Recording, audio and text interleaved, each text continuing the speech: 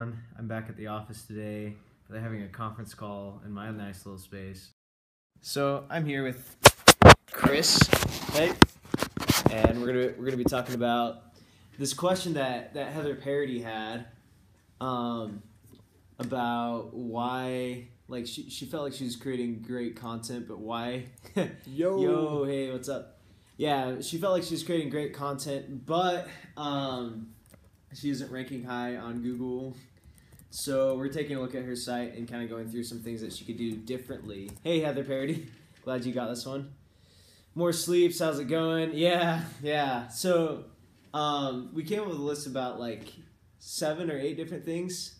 Hey, what's going on? Thank you for inviting followers. Appreciate it. So we came up with a list of about 7 different things that could help to be able to make this, or make the blog and different things rank higher. So yeah, I don't know. Yeah, so we're going to be talking all about Heather today and all about her website. Any suggestions on how I should start blogging? Just start. Just do it. Just start blogging. Doesn't have to be great, because the only way that you're going to learn is, just start.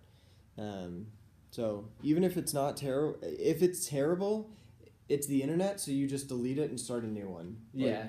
So just go for it. Do you write great content? I'm just looking at our topic today. Do you write great content but not rank high for it? So we're going to do our best to answer that question. Thank you. Yeah. It took forever to pick them out.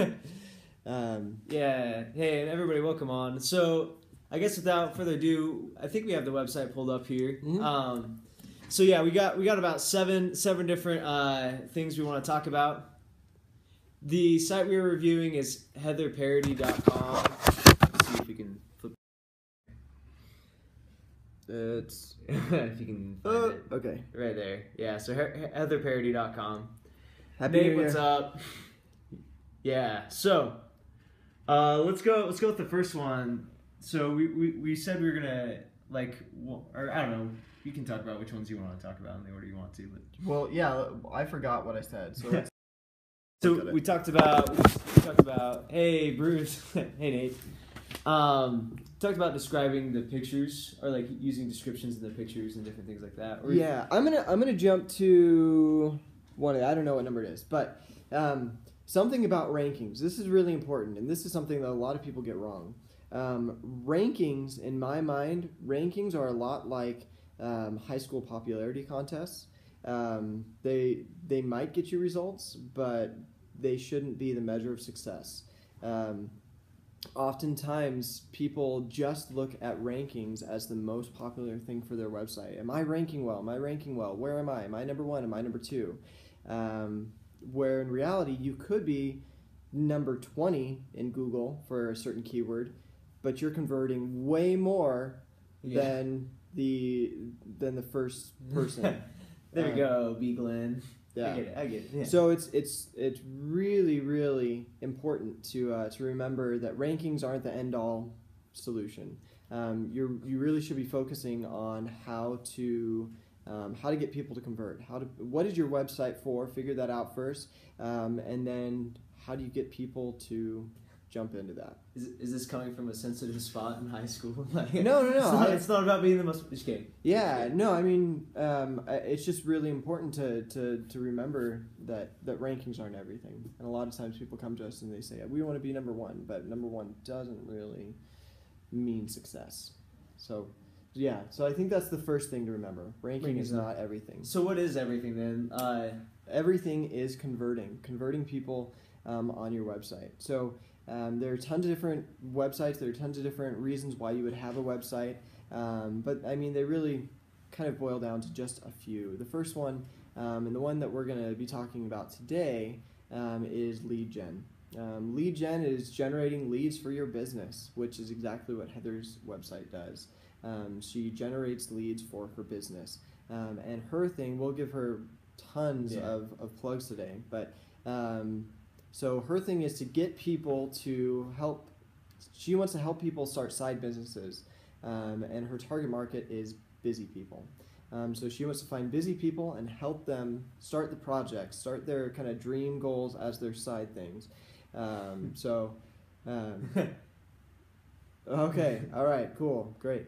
So the first thing is we want to make sure that on the websites it's really, really clear what your goal is for the business. And I'd say it's pretty clear when you first come to the website. Let's look at it.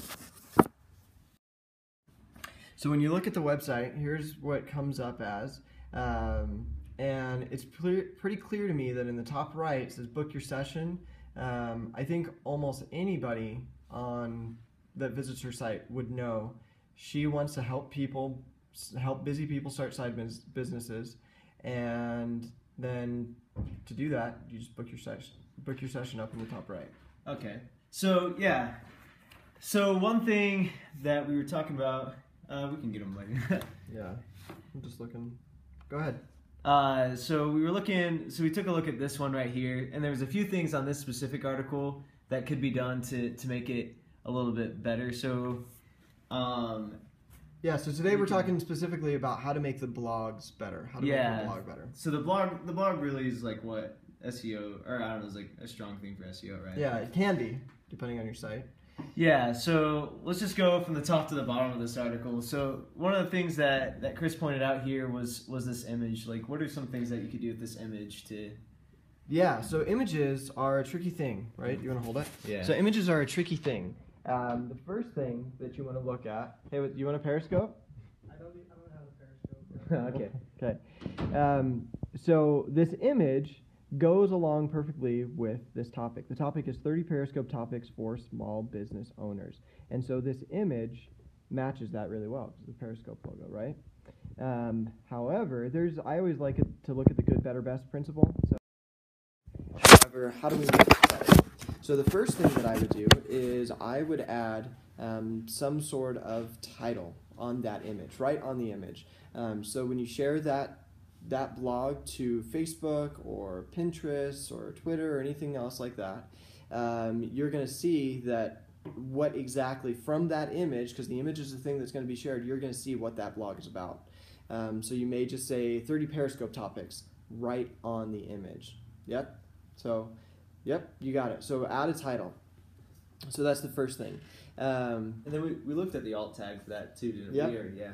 Yeah, so the alt tag, for those who don't know, an alt tag is a way to tell Google what... Yeah, we're critiquing her website today.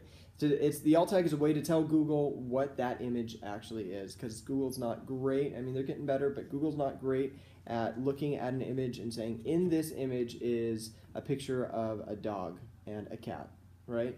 Google's not great at that yet. So the alt tag is a way to help that. The alt tag also helps people that are like vision impaired, things like that, so that they know exactly what the image is. Welcome back, Heather. So the alt tag for this image is actually the same as the title of the blog. So the problem is, though, that image has nothing to do with what the alt tag says it is. The alt tag says that this image is 30 Periscope topics for small business owners, but it's just the Periscope logo. So if you added a title onto that actual image, then you would be able to see in the alt tag that it's accurate. You'd be able to see when you share it that it's accurate. So, yeah, does that make sense? Yeah, so like what would be an example? Like, so the article title on here was really good. It's 30 Periscope topics for small business owners. So what would you put in the alt tag? Like what would be the actual phrase? To make it, best optimized. So right now, as it stands, here's what you want to hold it. Yeah. Here is the blog, right? And here's the blog post, right? So this right here, redhead is cute. Look at you. There we go. 30 Periscope topics for small business owners. It's a good title. And then this image, right now, I would add onto that image a title that says 30 Periscope topics, right? And then the alt tag would be 30 Periscope topics and Periscope logo, maybe. Okay. So that's simply.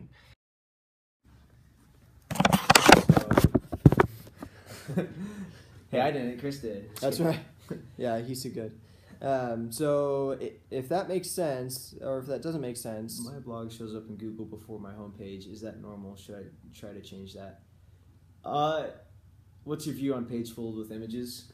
So if the blog's showing up before the website, like I don't think that's a bad thing, right? Because the blog's blog's helping people solve their problem, right? And then it's gonna hopefully eventually lead them into your website. Yeah, and it depends what people are searching. If they're searching for your blog, if they're searching for you, and your blog comes up, then maybe that's what people want to see because Google sees the traffic that's coming to you. So that's probably not a bad thing. As long as, let's talk about this next one, as long as you have calls to action and internal linking. So another thing we saw that Heather did well is internal linking. And internal linking just means a link on your blog to somewhere else in the site. And it does a few things. It helps to bring down bounce as long as the blog links back more. Yep, exactly. Yeah. Yep. So just linking to other things on your site. It builds a structure so Google can see the structure. It will also help Google see that people, if you put the right links on your page, then it will lead people to what they really wanted to see. It will lead people to the content that they came for. And Google will see that people didn't just come to your site and then bounce right back out of your site. So I think, doing that has probably been good for her. However, she could add more internal linking. So Heather could add more internal linking, and specifically on some keywords that she wants to rank for. So right now she has small business owners. That's, I think, in the second sentence. Mm-hmm. She has small business owners highlighted or bolded. If she were to add an internal linking, can you overdo linking? Absolutely, yeah. In Google's eyes, can you overdo linking too? Or yep. You just link to too many things? Yeah, if you link to too many things, then it starts to look spammy to Google. Remember that you're always trying to optimize your content for your user. So if you see that there's another blog article or another landing page that you could link to, then go for it. Yeah, link to it if it's going to be useful to your user. But if you're only doing it for rankings, you got to be careful that you don't overdo it. So yeah, depending on the length of the article, I might say 3 to 4 internal links would be good in the content. So, and I think that's something we were talking about as well, is just like the framework with things is like, rather than like, how do I write this to rank high? Like, how do I write this to be helpful first, and then thinking about the ranking second? Yeah. Yeah, should we talk about that? Yeah, let's talk about it for a second. So your number one goal when you write blog articles is to really, really help people, instead of really, really trying to rank well. If you feel like she could make a scheduling link a better call to action. Yeah, we're going to talk about that. So if you're only writing to get rankings, when you read a blog, it's pretty clear whether they're really trying to help you or whether they're really trying to get rankings. If you write blogs, really try and think about your audience and how you can really help them, and then apply some SEO best practices like putting keywords and things like that into that. But first and foremost should be your users. How can you really, really help your users to accomplish their goals within the context of your site? So if you're doing that, that's going to help your rankings probably much better than, and I say probably because Google's funny. It's not perfect, but that's going to help your rankings better than just trying to get rankings. So hopefully that makes sense to people. Okay, so we were talking about, so if we go down on this article, there is, hey Joel, what's up? We go down on this article, and there's these lists here, and they're awesome lists, like 30 things to Periscope about, so like gives some really good ideas on her site here. But just pointed out, yeah, let's talk about some of the with these lists, with these lists. So this list is actually not a list. I know it looks like a list, but it's not actually a list. In Google's eyes, right? In Google's eyes. And Google may look at it and maybe they know that it is a list, but in the code, it's not a list. And you want to make sure that you're coding things the right way. And this is where it starts to get a little bit technical. But if you look at the code, right now, to Google, to browsers that don't know how to look at this information like we as humans do, this text that says 1 dot space fears you face, and it gives the number 1, and then 2 dot, it just sees those as text. It doesn't know it's a list. And there are specific tags that you can use to tell Google, to tell the browser, to tell anybody, any other crawlers and things like that. There are certain tags that you use to tell Google that this is actually a list, that these aren't just numbers and letters. So I just clicked on goal setting and there's no link back to the home page. Okay. Whoa, we're getting some teamwork on this one today. Cool. Well, we'll look at that too. Nate loves code. Nate's the coder. Sweet. So yeah, it's just important that you code it right. That you make sure that you're not just actually typing in the list. That you're actually making it a list. And you can search that. Just Google HTML lists, ordered lists or unordered lists. They're two different types of lists. So that's something to look at. So if it's a WordPress site, I don't know if this is a WordPress site or not, but if it was a WordPress site, then can you put it, is it like, if you just do the numbered list with that, is that something that Google's going to recognize? Yep, and that's exactly what it's doing. So just make sure that you're using those tools that WordPress has built into it to make those lists. Yep. Okay, so that's one thing you could adjust then, Heather, I guess, is put that into a WordPress list as opposed to just like a typed out list. A typed out list. Okay. So, and it seems like a subtle change, and it is a subtle change, and it may not make a difference at all. However, it might make a difference too. With Google, you never know. Well, because he showed me an example. Like if you search for best HD TV or something like that, then what you get is review sites, not like the actual store. So it's saying like people really like the or Google really likes like the list to be spelled out like that, so they show up. Yeah, and so okay. It's tough because when you look at a website, you look at it as a person. Like you automatically filter out, extra content. You filter out things that if anybody's used cameras, we'll use this as an example. If you use cameras and you're not using the auto setting, the camera doesn't know really what it's looking at, right? Sometimes it's too bright, sometimes it's too dark. Your eyes automatically adjust for it. The same with a website. We can automatically tell, what's a list and what's not a list. But Google and browsers, they don't really know. You have to tell them. You have to be explicit about what is actually on the page. So that's one thing. Yeah, kind of took a detour there. But yep, use the UL. Well, in this case, we use OL for ordered lists. So do you guys know something about Russia? 3. Oh, it went on to the next line. So yeah, so you use the LI and the OL tags. So that's something to Google for you. So and then another thing that we saw is the title. The titles here. So right, if we look, adjust. Okay. So where it says 30 things to love about Periscope, 30 things to Periscope about. I saw the hearts and I thought love. So that title right there is not actually a title. That, again, Google thinks that that's just a paragraph. It doesn't know. I come here for education Russians. I know, Nate. That's awesome. So 30 things to Periscope about. Right now in the code, that's just saying that it's a paragraph. So what would be better is to tell Google that it's an H2 or a header. I wouldn't say it's an H1 because that's not the title of it. Thanks. We disappeared. I swear. Oh, there it is. We go. So to make sure that you actually code it in as a header, and that's easily done through WordPress. So I would make that an H2 tag so Google knows that is an important part of that's an important part of the site. Yeah.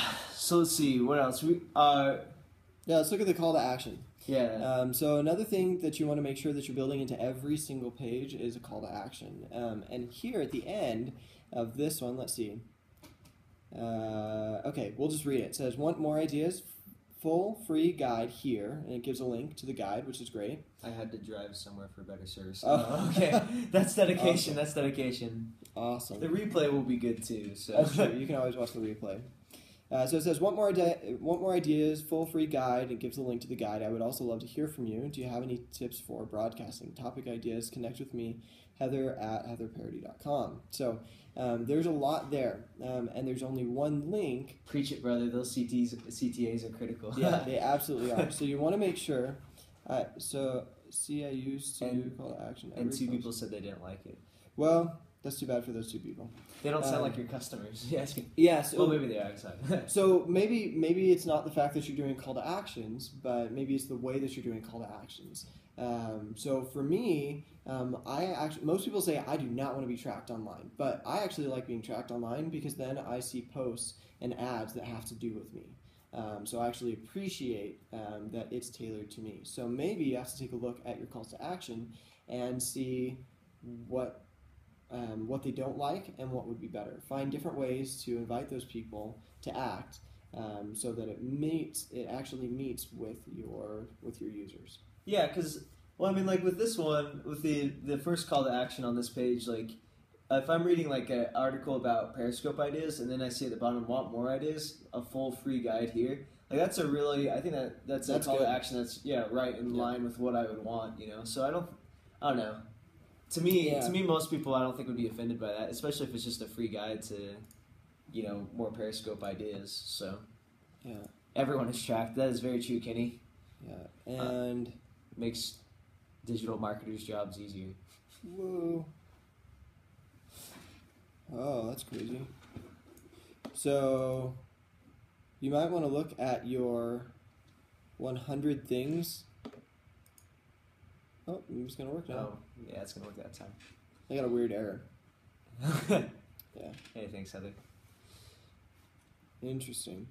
So your 100 things to Periscope about, I don't know if it's a PDF or what it is, but you might want to take a look at it. Just go to your website and click on it because it's redirecting. It's being kind of weird. Yeah, so, we're critiquing blogs, Eddie. Yeah. Oh, Eddie, if you got a blog, you can put it up there. Yeah, so PDF opt-in is awesome. Unfortunately, it's not working right now, and sometimes with WordPress it does silly things, so she may not have even changed anything, and it just kind of went all wacky, but yeah, so I've seen things like this happen all the time, just because WordPress. But it's great to have an opt-in. That's really important. So it's a call to action that makes sense for what you're writing about, and then you're also capturing their email.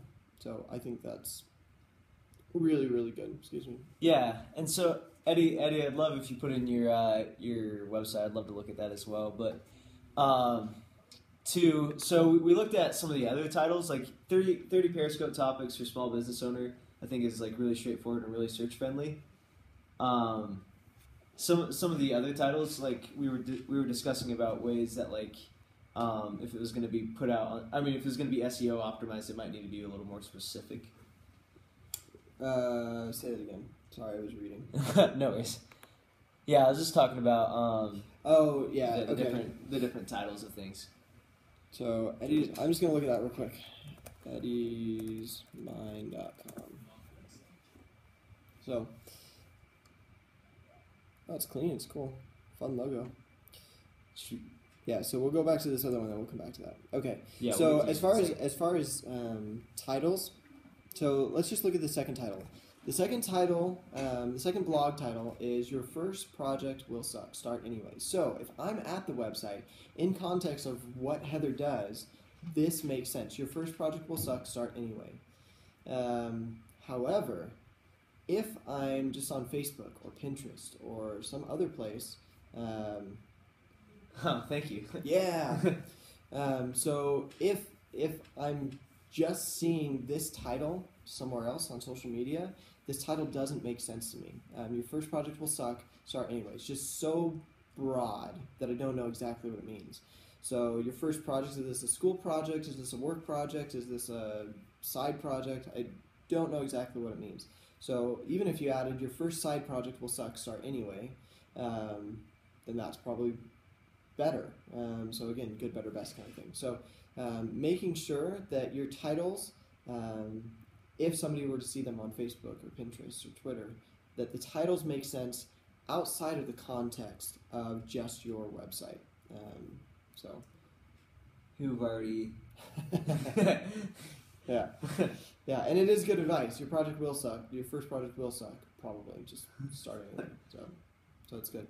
And then again, if we're just looking at the blog, just make sure that there's a call to action on that page, on that blog, and making sure there's internal linking on that blog, making sure that you add a title on that blog. So yeah. The title makes sense outside of context. Exactly. Yeah. And Jazz, by the way, welcome on. I saw that you came on here, so your first ideas or your worst ideas. Ooh, that flows pretty well. First and worst. Yeah. So last the best of all the game. Yeah, and then and then we were talking about the images. I think we already discussed the images. Yeah, we talked about the images, but just make sure that we'll just recap. Make sure that your images are number one, that they have to do with the blog. Number two, that you add a title on the actual image. It's better for social sharing. And number three, that your alt tags go along with what the actual image is, instead of just the title of the blog. Oh, one other thing. This, I don't know if we wrote it down. I don't know. But the meta tag, make sure that your meta tags are accurate, and that your meta descriptions, I'll be specific, are not just copies of your content. Google sees that and they just see that it's lazy and that you didn't take time to write a meta description. The meta descriptions, for those that don't know, are if you're searching for something in the Google search results, after the title of the site or the link, there's a short little description and appropriate length. Yeah, the short descriptions will come up as either one of two things. Either it's going to be just a snippet from the website, or it's going to be your meta description. And so the meta description should be simple, should be to the point, tells what the site is about. You can possibly put your keyword in there, and it should be under 155, 160 characters, depending on the actual length of, well, what it actually depends on is the width of your characters. Like a W has more width than an I. Really? Yeah. So it comes down to that. It does, just because there's only so much room in the Google search results to show it, and so Google will kind of, it'll crop it down. So, but 150 characters, 160 characters, you should be okay. So that's for meta descriptions. So just make sure that your meta descriptions aren't just copies of your content. Oh yeah, we were gonna mention too the keywords that I'm baking cookies to send to your office. Yes. Yeah, we'll have to do that, Heather. Where are you, Heather? Where do you live? Content. Let's see if we can find out. But yeah, one thing we were going to talk about as well is like the keywords. Like we talked a little bit about ranking for the keywords, but also like the placement of the keywords throughout the articles. Little Rock, Arkansas. Oh, okay, cool. Like. You guys are lucky. Cookies sound rad. Yeah, Nate. Yeah, we were talking about that. So, like, you have the long tail keyword or whatever. You try to get a keyword that you're ranking for. Like, so rather than just small business owner, like small business owners in Little Rock, Arkansas, or something. Yep. And then also like placing it like at the very beginning of your article, and then also throughout the article too. So as far as keywords go, kind of the rules, and these aren't hard and fast rules, but generally if there's a specific keyword that you want to rank for, then you should put it in your title, you should put it in your H1, your header, and then you should put it in your first sentence, first paragraph at least. First sentence is best. You put it all... Why the first sentence? Because Google, just like when you're in high school, and they said, okay, your first paragraph should outline what the whole article or what the whole essay is about. It's the same thing here. So they're assuming that it's going to summarize like what's. They're assuming that up at the top is probably more important than down at the bottom, which is generally true. That's true. Yeah. So closer to the top is better. Yeah. Yeah. Did we miss anything? I don't know. I think that calls to action, proper tags. Yeah. First sentence, haven't heard that before. Yeah, I mean, it's like I said, it's not a hard and fast rule, but it's generally generally accepted. Yeah, it's definitely not going to hurt you. Yeah. So, and by the way, everyone, if you have something that you want us to check out or a scope topic to do like this, kind of like what we've done with Heather, would love for you to either put that in the comments or shoot us an email at bpeck@netmark.com. So B is in Bruce, peck@netmark.com. So, but yeah, we'd love to check out anything or answer a big question, a burning question that you have. So yeah, absolutely. Oh, I see what they were talking. I don't remember who said it, but with what? And she may not be able to do this. So, so when you click, does the platform blog matter anymore? WordPress blogger, whatever's going to work best for you. I like WordPress because it's more expandable, and you can do so much with it. Yeah, I mean, there's so many plugins that you can use that can make your experience as a blogger better. My site is on Weebly, and it has. I'm not a huge fan of Weebly. What's the issue with Weebly? The problem with Weebly is there's only so much, like, they kind of put you in a box, and there's only so much that you can do. So, with Weebly and Wix, I have a lot of work to do. Yeah, but you've done a lot of great work on this site. So yeah, we're just like digging in and picking it yeah. So yeah, WordPress is really, really good because it gives you so many options. The problem with Weebly and Wix and things like that is they just take away a lot of your options. They make they make building a beautiful website really easy, but then when you need to change things, you need to customize things, sometimes it can be a little bit difficult. So, but the same can be said for WordPress. So I was in the CD's code on Weebly at the time. Yeah. No, I want feedback. Only way to go for real. Okay. Totally true. Totally true. Yeah, CSS. So yeah, you have, and with WordPress sometimes you have to do that too. But. So would Weebly, as far as being a, like as far as Google's concerned, like, so you start off on Weebly, do you get your own independent domain, or does you can Google pay for look at Weebly a little differently than things, or is it just like the same if you got good content and stuff?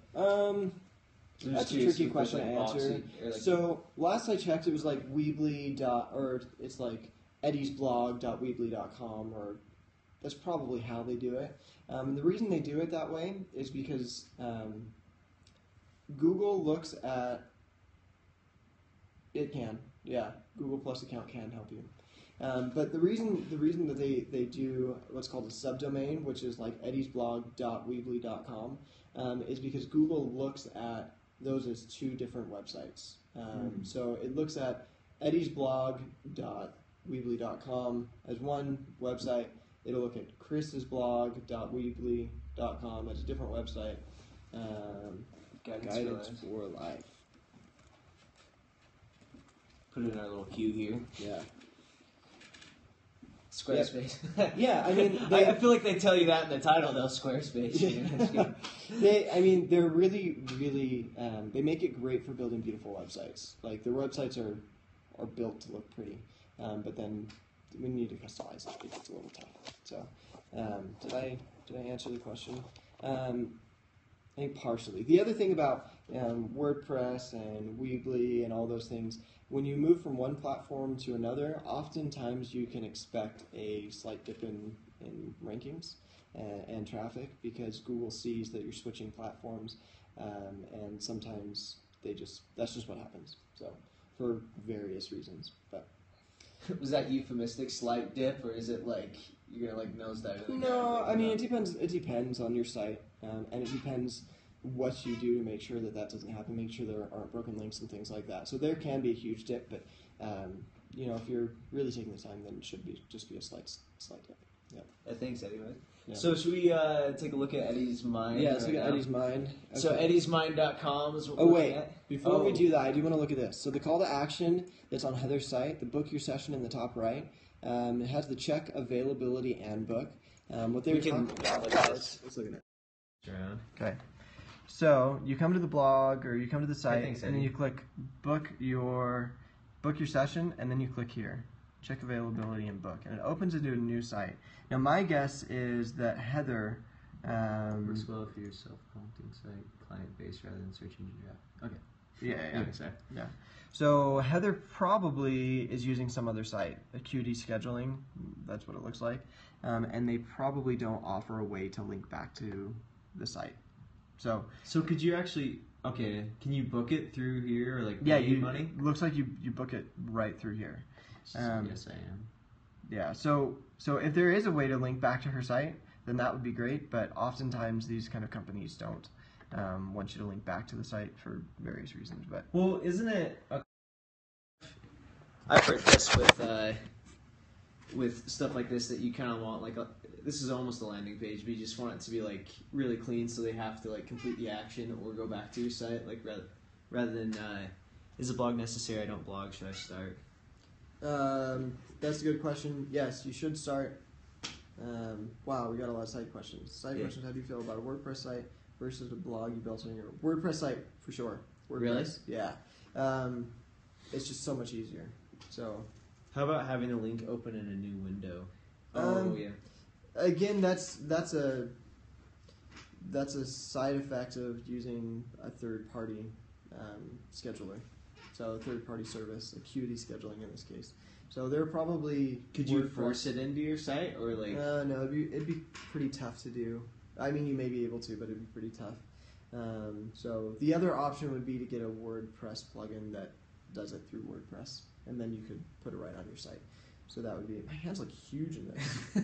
They're not really that big. I have small hands. They look huge. So yeah, that would be the other option, is finding a WordPress plugin that will allow you to schedule and take payments through your website. So savvy nowadays about using back buttons. Yeah, that's true. Yeah, exactly. So it's not a huge deal, but I mean, that would be just another option.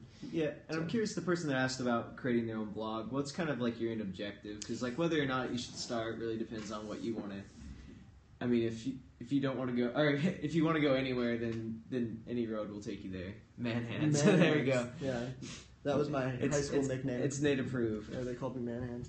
They call me Butterfingers. Just kidding.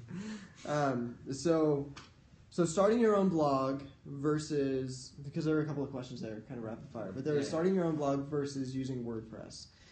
So the difference would be that you would be coding, they call me Brown, the difference would be that you would be coding every single page and every single thing on that page. So when you're building a website, you have to put on every single page, you don't think about it usually, but on every single page there's your logo, right? And then there's your header, which includes probably the links, like a menu and things like that. Then there are also your social links, and then on the bottom, there might be some links to other blogs and things like that. So there are all these other things that are on every single page that you don't think about.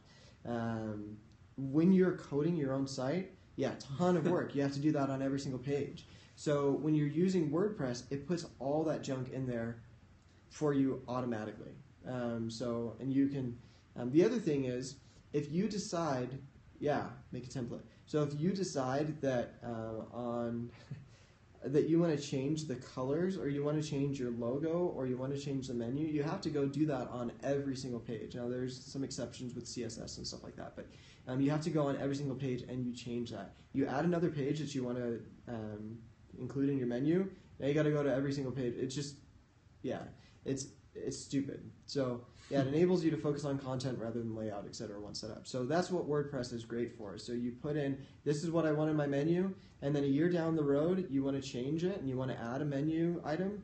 WordPress is the best place to start a blog. So a year later, you want to add a menu item, fine, you add a menu item and it changes it on all your pages automatically. And the reason for that is because it's dynamically created, dynamically driven. But WordPress is the best way to start. There are two different flavors of WordPress. There's WordPress.com. WordPress.com allows you to host your blog on WordPress. And then there's WordPress.org. And WordPress.org allows you to download it and put it in your own. Bruce is back in the good old Idaho. I know, man. Without my TV and my nice setup today, though. But we're moving. They stole my office. Anyway. So WordPress.org allows you to put it on your own domain, really. So, and that's the better way to go. I might have to WordPress blog and embed it into my Weebly, expand my online presence, and that's also possible. A lot of people they have a site already and they want to add a blog. You can add a WordPress blog onto your things like ROR and Node make it easy in my head. I'm not sure what that is. Yeah. How do you get keywords to link to your website? Goodness, that's SEO, isn't it? Yeah. That's a huge question. I miss seeing your little brother, Bruce. Yeah, I did an interview with my little brother. Oh, really? He's like a little bit. How old is he? He's 16, so I did he's a bit of an entrepreneur. So that's pretty sweet. We had him on. He's funny. That's but awesome. So with getting was he saying what was the link question? Like, so you said that's SEO. Getting links to keywords and stuff. Keywords to link to your site. So I mean, that's kind of what a blog is, though. Is like you're trying to rank high for a keyword. So I mean, yeah, and somebody asked that earlier. Yeah. Why do you have a blog? Like, should I add a blog? So a reason to add a blog. There's a number of reasons to add a blog. One of them is to produce content that is relevant to your users, that's helpful for your users. So that's one of the reasons. So if you're an expert on a certain topic, then go ahead and write a blog on that topic and help your users. And the second thing that it does is it makes your website shareable. So you can share these, because I mean, you don't really want to share a product page on your Facebook. Like, that's boring. To build your personal brand. To build your personal brand. But it's much easier if you write a topic, just like Heather's done. Then you can share that topic on Facebook, and it's so much easier to share than just a product page or book your session on. Like, you don't share that on Facebook. So that's another reason. And the third reason, there's more reasons than this, but the third reason we're going to talk about. The third definitive only reason. The only reason. So the third reason that you start a blog is for keywords. Okay, gotcha. The deal. Yeah.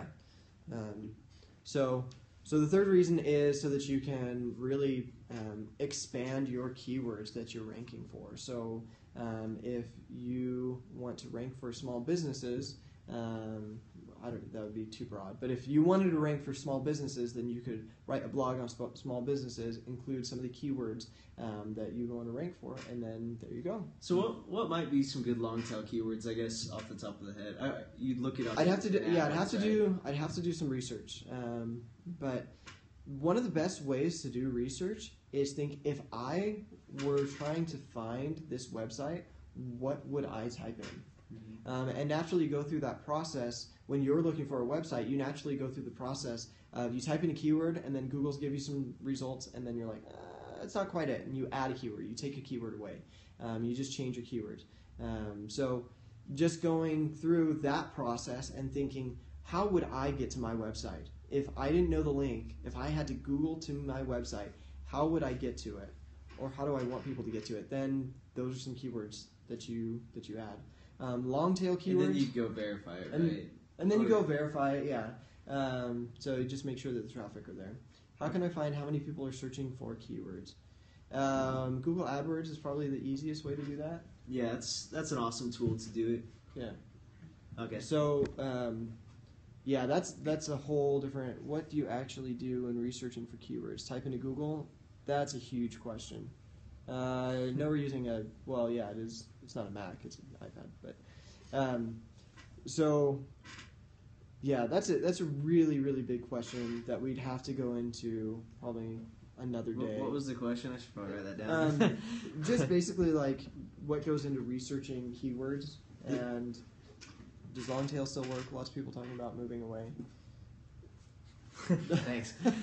Long tail still works. I don't know how much time you want to put into it. Where do you place your keyword? Title, content. Oh, we answered that earlier, but your keyword, you want to put it in your title, your header, and probably the first. You want to put it below the fold in white text on the bottom, right, over and over and over and over. Just kidding. Yeah, keyword research is keyword research. A whole different ballpark. But just long tail. Long tail still works because you still use it. Like when you're typing in something and you're trying to find a specific thing on the internet, you're typing that specific thing in Google. Like, here's how it typically works. When you're searching for something specific online, you type it into Google and you don't go to the third and fourth page on your first search. Instead, do you think AdWords are necessary for real results? Oh man, that's another. We can give the short answer on that, but so that'd be a good scope as well. So long tail comes in. Long tail keywords are just longer keywords, basically. YouTube linking into your articles, does that help? Absolutely. Yeah, that does help. What should I do with my There we go. Let me tell you. Google it. Yeah, just start with Google. Whatever ranks the highest, you should probably do that, Yeah. because it's... So long tail keywords are good because it helps give you more qualified users. However, it gives you way fewer users. So the people that come to your site when searching for how do I start a side business when I have no time to start a side business, but I have a really good idea. Like that could be one keyword, one long tail keyword. But when that person gets to your site, they're like ready to convert because they're looking for that specifically, as opposed to just typing in side businesses. So they're still doing research. They don't know exactly what they're looking for. So, and that's an important point there too. Is like the idea of making content across the spectrum, because like you want people that like are searching, or like in the awareness stage, and also people in the like the ready to buy stage and everywhere in between. So it's like you write different types of content to get people into your funnel and stuff like that. So yeah, exactly. But I guess if I was going to pick one, I'd pick the one in the ready to buy stage. Yeah, it is, and it's really it's tough because you can't always guess what's going to work, what niche is going to work. Oh yes, the buyer's journey. There it is. Yeah. So let's just answer some of these questions just real quick. We'll rapid fire them. What is let's see, keyword research. Yeah, keyword research we're going to do a different day. But yeah, AdWords necessary for real results. Yeah, so sometimes AdWords really are necessary for real results. Kim Kardashian's bedspread color. See, that's true. Yeah, you're almost inbound certified. Way to go, Nate. See, it's an awesome course. It really is. Yeah, sometimes you really do need to pay for your HTML emails. That's another day. Well, what about? Yeah, yeah. I mean, it's like what's specifically different about HTML emails as opposed to any other just a regular email, like formatted email. It's just not as well. There's a number of things that I'm thinking, but number one, it's not as bright and beautiful and as enticing. HTML emails? Or HTML emails are more enticing. Oh, okay. So those have like the pictures and the links. Yeah. So the other thing is you can track, the conversions and things like that from it a little bit better. So it's a good idea to have both if you can.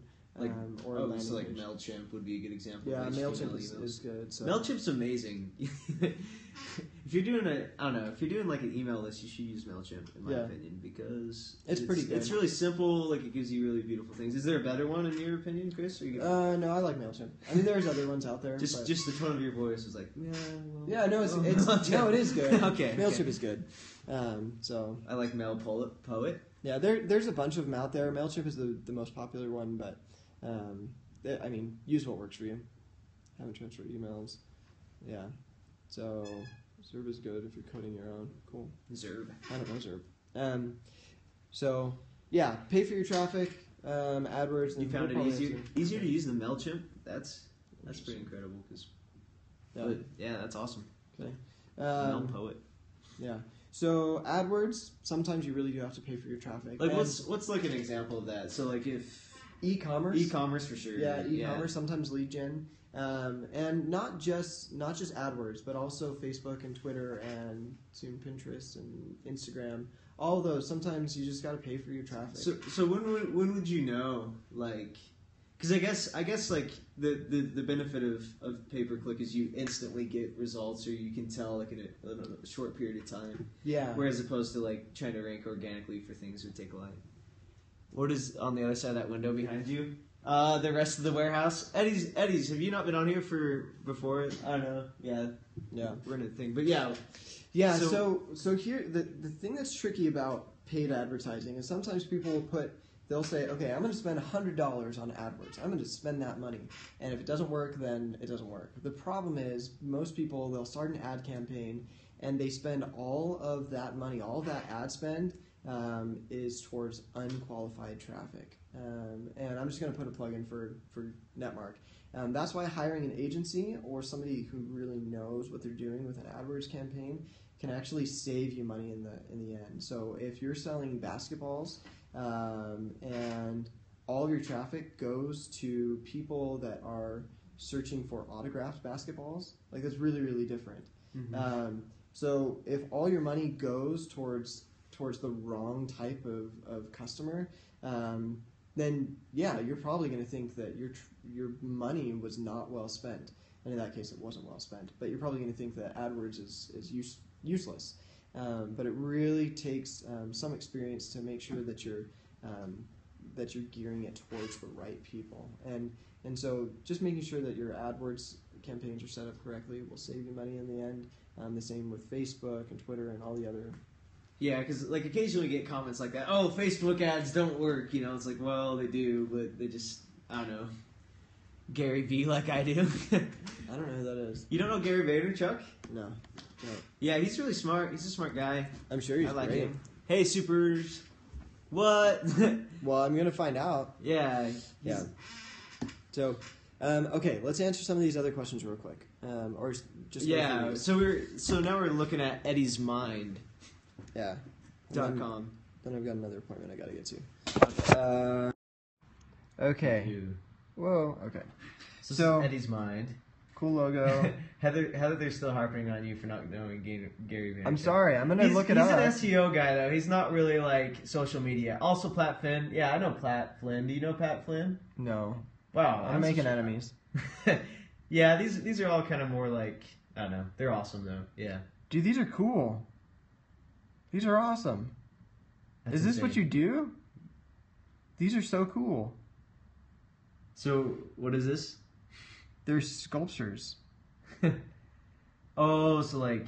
Are these your sculptures, Eddie? Like, these are legit.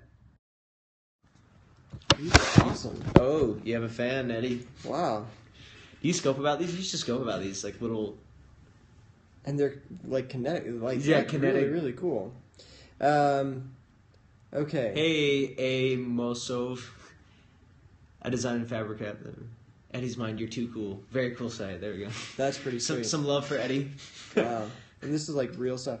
Oh, side note, before I forget, I think your Facebook link at the bottom is broken. It goes to something that doesn't exist. So Anyway. just FYI. So, okay. All right. So first things first, you've got all these ways to connect with you, Eddie, at the top through social. That's really, really important. So that's good. And then, so something that I'm not sure about is your goal here on your site. Well, I guess he does have the contact me thing at the bottom. But yeah, but that's on every site pretty much, true. right? That's so I'm not sure what the goal is here. So if the goal is getting commissions or getting commissioned to do I work, just took an SEO course, but I outsourced the work. Yeah. So that might be something to look at, Eddie, is making sure that there's a clear reason for your website. Oh, yeah, and Zach's going to get in contact with you today, by the way, to that question. Anyway. Oh, okay. Yeah, to get more commissions. So that might be something that you look at and think, how do I get people to click on this commission link? So that's one thing. A call to action on the landing page. Yep. And I actually might make this commissions page a little bit simpler because it's a lot to read. So I would have just a really simple, like, want to commission me for a piece of work. Okay, so we'll show this. Yeah. Lots of click through. Okay. Okay, so when you click on commissions, there's just a lot of content here, and so it's hard for me to think like, okay, what do I do next? Just because human brains we're so used to like Twitter and just like quick results. When we look at this, like it's hard to know like, okay, where do I go next? So just having a really clear call to action on this page would be good. And it's okay to have like all this information. That's okay, because people that want to commission you, they're going to want to read through this, but they're also going to want a clear place to click next. So maybe even a form. A form would be awesome. Even a form on here. So, yeah. Yeah, I'll go talk to him after this. Yep. Yeah, that would be the main thing. So this contact form, basically just creating a copy of this contact form and putting it on the commissions page near the top. Maybe restructure the top. Yep. Yeah, near. So. Yeah, I think some. Even if that text was still there, but like there's some titles like my experience, like I don't know how to contact me. I think that might be helpful as well. You know, he has the call to action right here, and he has the internal linking. But the problem is this call to action is kind of buried, like in the second paragraph under. It's just a small link. So. So do you think that most call to action should go on the bottom of the page? So like you're working your way down the content, and then like there's the clear call to action at the bottom, or you think like one at the top, or if there's no like, call to action should go where people are going to act on. Okay. So and sometimes you have to do some A/B testing. So on a recent, just a friend of mine, he had a call to action near the bottom of the page. It was below the fold, right? And he moved it, and he wasn't getting any conversions. He wasn't getting anybody filling out his form is what it was. He wanted people to fill out a form. He wasn't getting anybody. He moved that up on the page, just to the top of the page, and just like that, he got conversions. Yeah, it just started getting conversions like crazy. So, but it really easily, it really easily could have been the other way around. So, so just you might have to check. My web design class, right side on top. Yeah, that can be, right? It can be. But sometimes you have to test it. Google's, just going back to Google. Those colors are yellow and orange. Yeah, and that can be as well. So it's in classes it's tough because they have to give you like these are the specific rules, but they're generalizations. Really, it comes down to knowing your users and knowing what they're going to convert on. Google has spent millions of dollars on like pixels, on knowing like moving things a pixel to the left or moving things pixel to the right. Mobile positioning of call to action. Oh yeah, that's a whole different topic too.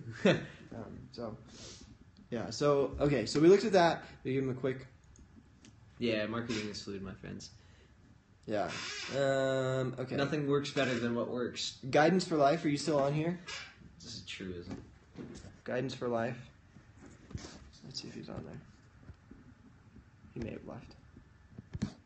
If he left. Seems like more people are using mobile platforms. It's best to have call to action at the time. Give me all Google secrets. Yeah. So.